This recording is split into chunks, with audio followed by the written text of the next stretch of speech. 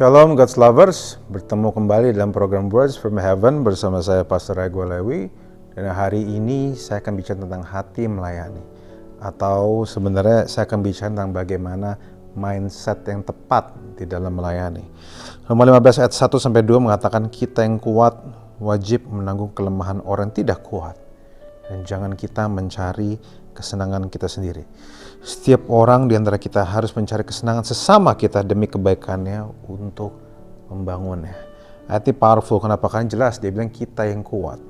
Saudara dan saya dikatakan bahwa Anda dan saya sebenarnya adalah contoh orang-orang yang kuat. Banyak di antara kita yang kuat. Kuat bisa berarti banyak hal, kuat keuangan, kuat mental, kuat fisik dan sebagainya. Tapi dikatakan Tuhan gak masalah dengan kekuatanmu. Tuhan gak kesal dengan kekuatanmu karena dia yang membuat kekuatanmu. Tapi Tuhan bilang, dari kekuatanmu itu jangan kau pakai itu untuk kesenanganmu sendiri. Bahkan dalam bahasa Inggris dari ayat ini dikatakan ada satu kata yaitu strength is for service, not status. Kekuatan yang saudara miliki itu ada bukan untuk kesenanganmu sendiri tetapi untuk melayani, untuk memberi, bukan untuk kesukaanmu sendiri.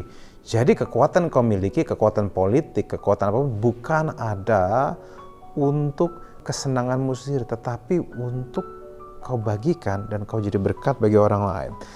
Jadi izinkan saya bagikan hal ini saudara, bahwa ada namanya tempat namanya Laut Mati.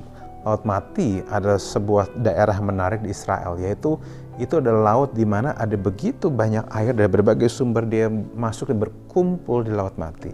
Dan menarik adalah Laut Mati menerima berbagai macam berkat atau berbagai macam aliran air dari air laut-laut atau sungai yang berbeda. Tapi dia tidak menyalurkan kekuatannya, dia tidak menyalurkan berkat itu sehingga berakibat dia yang jadi kebanyakan berkat, dia yang banyak garam jadi gudang garam kasarnya. Saking banyak garamnya tidak ada ikan yang bisa hidup di sana. Saudara bisa lihat nggak bahwa Tuhan itu mengutus saudara untuk melayani. Bahkan Tuhan bilang siapapun yang ingin jadi terdahulu dia harus jadi pelayan. Kenapa? Ini bukan untuk siapa-siapa, tapi untuk kepentingan Anda sendiri. Dia tidak mau Anda jadi Kristen Laut Mati. Dia tidak mau Anda diberkati tapi Anda tidak menyalurkan berkat ke orang lain. Karena itu justru akan menghadirkan kematian di hidup Anda. Orang yang cuma terima berkat tapi tidak menyalurkannya akan menjadi seperti orang Kristen Laut Mati. Makanya saya gak heran banyak orang-orang yang kaya, di manapun, punya kuasa di mana-mana, tapi tidak membantu siapa-siapa, akhirnya dia hancur sendiri karena keuangannya, hancur sendiri karena kekayaannya, hancur sendiri karena keegoisannya yang menggerogoti dia. Saudara, itu ada untuk kepentingan kita, pelayanan itu. Pelayanan juga yang membuat kita menjadi sama seperti Kristus. Nah, yang menarik adalah pelayanan itu artinya apa sih? Pelayanan itu artinya gini, bahwa pelayanan itu seperti memberi, tak harap kembali. Pelayanan dan investasi ada dua hal yang sama sekali berbeda, tapi dua-duanya ada di firman Tuhan. Tuhan tidak bermasalah dengan saudara berinvestasi karena dia pun melakukannya. Ada orang dikasih 5 talenta, 2 talenta, dan 1 talenta. Tetapi pelayanan adalah saudara memberi tak harap kembali. Kenapa? Karena pelayanan itu ada bukan untuk kepentingan orang yang melayani, tapi untuk kepentingan orang dilayani. Saya mau sekali lagi, sukacita melayani itu ada pada orang yang dilayani, bukan melayani. Justru sukacitanya ada di mereka, bukan di kita. Loh, kenapa bukan kita? Karena kita akan temukan sukacita kita sendiri. Jadi saudara, kita tidak perlu dipanggil untuk menjadi orang yang egois. Justru kita melayani itu untuk sukacita orang, tapi juga untuk kesehatan kita. Melayanilah yang membuat kita semakin cepat dan semakin dekat seperti Kristus. Saudara, kenapa gini? Karena kita lihat bahwa Alkitab mengatakan tujuan dari kekuasaan atau kekuatan adalah untuk melayani. Dia kasih dengan jelas, the purpose of strength is for service. Nah, orang yang tidak memakai strength-nya untuk service akan abuse that strength. Orang yang tidak tahu nilai satu barang atau guna satu barang akan memperlakukan itu sembarangan.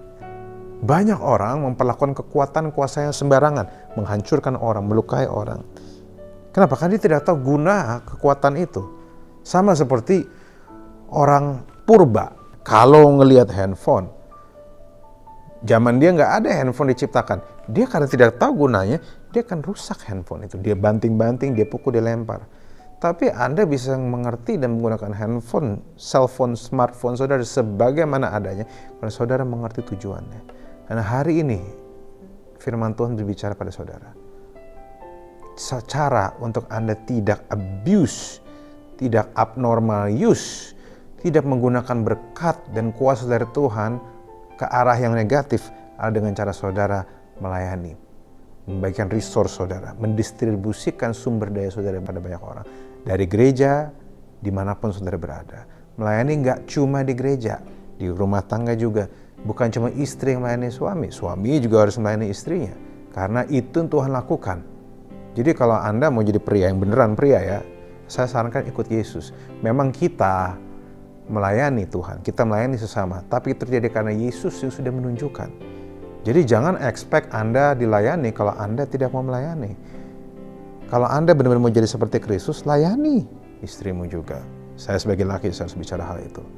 Tuhan berkati. Mari kita berdoa. Bapak, biarlah hati melayani bukan cuma ada pada waktu di gereja, tapi juga di rumah kami.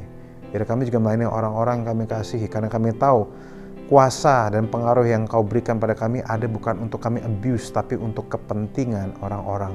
Dan juga kami tahu itu untuk kebaikan Tuhan. Kami tidak mau abuse itu. Thank you Lord, biarlah Kau buka hati kami. Dalam nama Yesus, amin. God's lovers, diharapkan membagikan link YouTube renungan ini kepada saudara, kerabat, dan teman. Terima kasih. Tuhan Yesus memberkati.